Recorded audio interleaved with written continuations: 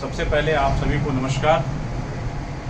जैसा कि आप जानते हैं, सेंट्रल गवर्नमेंट के द्वारा एक अग्निपथ योजना स्टार्ट की गई।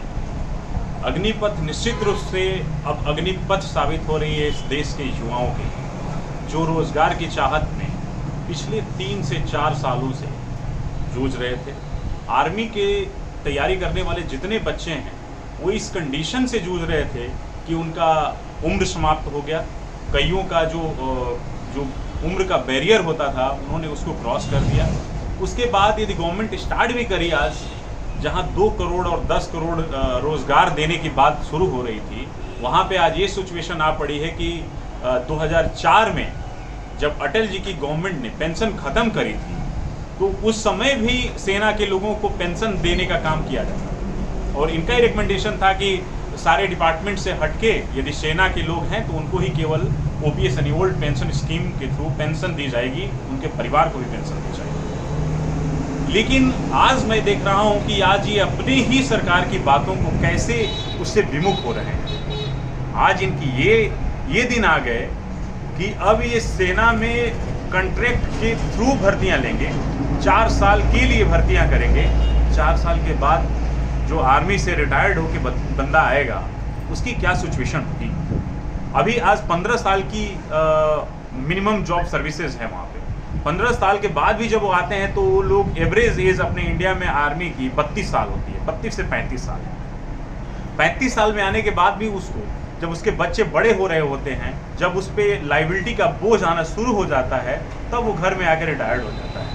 उसके बाद से उसको जीवन चलाने के लिए कोई या तो दूसरे जॉब की आवश्यकता होती है, इसीलिए उनको एक्स सर्विसमैन का दर्जा दे के दूसरी जगह कोटा के थ्रू नौकरी देने का काम गवर्नमेंट ने पहले से ही प्रोविजन में ये रखा था। जब आप 4 साल की सर्विस करा के उसको जब रिटायर कर देते हैं तो उसका भविष्य क्या होगा, बोलना तो नहीं चाहिए, लेकिन निश्चित रूप से ये एक हिंदुस्तान की भयावह तस्वीर पेश करेगी। कैसे?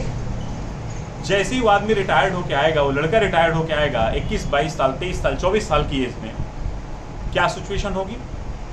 जब वो जॉब नहीं मिलेगी, पैसे नहीं मिलेंगे, जो उसकी नीड बन चुकी होगी, ये भी हो सकता है वो गलत रास्ते पे जाए। जो आज आप आतंकवादियों को रोक रहे हैं, ये भी हो सकता है कि घर घर में लोग ऐसी सिचुएशन में आ जाएं कि वो ऐसी सिचुएशन पे उतर जाए कि चोरी डकैती भी करना पड़ सकता है। यदि देश की ऐसी सिचुएशन जाए तो ग्रेजुअली ये सिचुएशन आने से कोई रोक नहीं सकता है। रही बात इन सरकार की नीतियों की, शुरू से जब से ये गवर्नमेंट 2014 में बनी तो भारतीय जनता पार्टी के लोगों के लिए निश्चित रूप से ये नया उदय हुआ।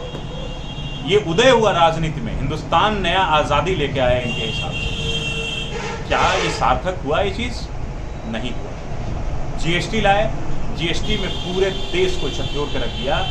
इन्होंने सारे बिजनेस को चौपट कर दिया, चाहे स्मॉल स्केल इंडस्ट्री हो, चाहे बड़ी इंडस्ट्री हो, चाहे छोटे व्यापारी हो, सबको इन्होंने परेशान कर डाला। और आज ये सिचुएशन है, एक टैक्स प्रैक्टिशनर होने के नाते मैं ये बात कह रहा हूँ कि आज भी ये हर्डल लोग फेस कर रहे हैं, प्रैक्टिशनर फेस कर रहे हैं, व्यापारी फेस कर रहे हैं। नोटबंदी हुई, नोटबंदी में क्या हुआ?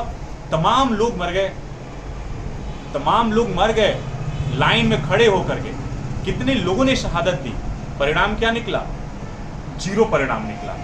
वो भी देश को बर्बाद करने का काम मोदी जी ने किया। और न जाने कैसी कैसी वो कौन कितनी ऐसी नीतियां, इनकी ऐसी व्यवस्थाएं आई जो पूरे देश को झकझोर दिया। आप देख सकते हैं कोरोना में सरकार की परफॉर्मेंस क्या रही। कोरोना के बाद भी ये एक्सेप्ट करने का नाम नहीं लेते, फिर भी आज बोलते हैं कि काम दमदार और सरकार, ये ऐसे ऐसे तमाम जुमलेबाजियां ये शुरू करते हैं। लेकिन क्या ये आज हिंदुस्तान में आम जनता के पटल पे ये निखर पा रहे हैं, सही से आ पा रहे हैं? मैं दावे के साथ कहता हूं कि इनकी सारी स्कीम फेल हो गई। स्वच्छ भारत का जुमला इन्होंने पेश किया, स्वच्छ भारत पूरी तरह से फेल। रोजगार के नाम पे देश में एकदम अजब भावना शुरू हुई है, लोगों के अंदर इतनी उग्रता आ गई है कि आज देखिए बच्चे जो तैयारी करने वाले हैं आज सड़क पर उतर गए। आपने ही मजबूर किया है मोदी जी, ये आपकी देन है, आपने ऐसा किया है। यही बच्चे, ये जो बच्चे हैं, यही आपको वोट दे करके आज इस महासंग्राम में, जो आप महासंग्राम का नाम दे दिए थे कांग्रेस के विरुद्ध और देश में ऐसी पिछली सरकारों के विरुद्ध जो आपने ताना बाना रच के आगे बढ़े, इसमें आपको पूर्ण बहुमत दिलाने का काम यही नौजवान किया करते थे और इनके वजह से आप सरकार में आए और ऐसी सरकार बनाए पूर्ण बहुमत की कि जो आप होल एंड सोल्ड कोई भी डिसीजन आप लेने की कंडीशन में थे। लेकिन आपने क्या किया? उन्हीं बच्चों को आज रोड पे उतार दिया, वो आज मजबूर हो गए रोड पे उतर के। देश की तस्वीर क्या बता रही है? हिंदू मुस्लिम में देख लीजिए, भाईचारा आप मेंटेन नहीं कर पाए, सांप्रदायिक ताकतों को आगे बढ़ा दिए इतना कि देश का जो छवि है ओवरसीज में कितना बेकार हुआ है। आज बर्मा, नेपाल एकमात्र विश्व का हिंदू राष्ट्र है और वो नेपाल भी आज आपको नसीहत देने की कंडीशन में खड़ा हो गया। वो भी कहता है कि कोई किसी भी व्यक्ति को दूसरे के धर्म पे बोलने का किसी को अधिकार नहीं है। आपने क्या कर डाला? देश को किस दिशा में लेके जा रहे हैं? निश्चित रूप से ये सोचने वाली बात है। और सरकारें, जो सरकार में बैठा हुआ, दिल्ली के गद्दी पर बैठा हुआ व्यक्ति यदि उसके अंदर से संजीदगी खत्म हो जाती है तो निश्चित रूप से देश की स्थिति और भी भयावह होने जा रही है। किसान आंदोलन अभी लोग भूले नहीं, 700 किसान मारे गए। क्या हुआ? सरकार ने वो डिसीजन वापस लिया। आप कहते हैं कि ये कानून जनता के हित में नहीं है, आपको आके बोलना पड़ता है। क्या आपके सजेशन देने वाले लोग ये चीज़ें देखते नहीं हैं? जब आप अपने भवन में बैठते हैं, अपने ऑफिस में प्रधानमंत्री जी बैठते हैं, तो आपके जो सलाहकार हैं क्या सोशल मीडिया को स्टडी नहीं करते हैं? देश की कंडीशन को स्टडी नहीं करते हैं? लोगों की मानसिकता को जानने का प्रयास नहीं करते हैं? ऐसी कोई नीतियां बना दी जाती हैं?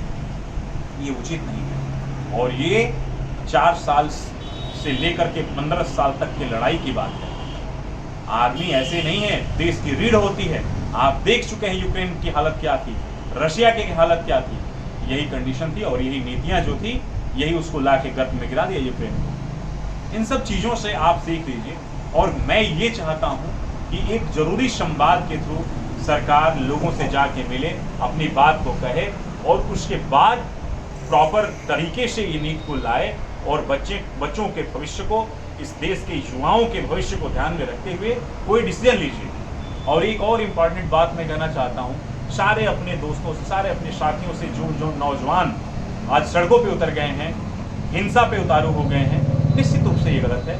मैं कभी भी इस चीज़ को सपोर्ट नहीं करता और किसी को भी नहीं करना चाहिए। आप जानते हैं कि हिंसा से निकला हुआ कोई भी आंदोलन कभी भी सफल नहीं होता, निश्चित रूप से वो दफन हो जाता है, उसकी कोई रिकॉग्निशन नहीं होती है। तो मेरी आपसे ये अपील है कि आप सड़कों पे न उतरें। ये देश बापू का देश है, ये देश महात्मा गांधी का देश है। अहिंसा से हर एक चीज़ को जीता जा सकता है, इस आंदोलन को भी आप जीत सकते हैं। अदरवाइज निश्चित रूप से ये आपकी छवि को खराब करेगा। पिछले बाप दादा और हमारे पूर्वजों की बनाई हुई संपत्तियां हैं, उसको डिस्ट्रॉय न करिए।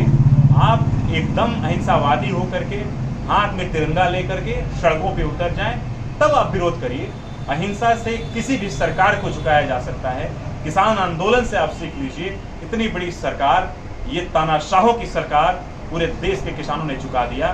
तो आप तो यंगस्टर्स हैं, आप नौजवान हैं, आप इस देश की रीढ़ हैं, आप किसी भी सरकार को झुकाने का काम कर सकते हैं। तो साथियों, इसी के साथ आपको बहुत बहुत धन्यवाद।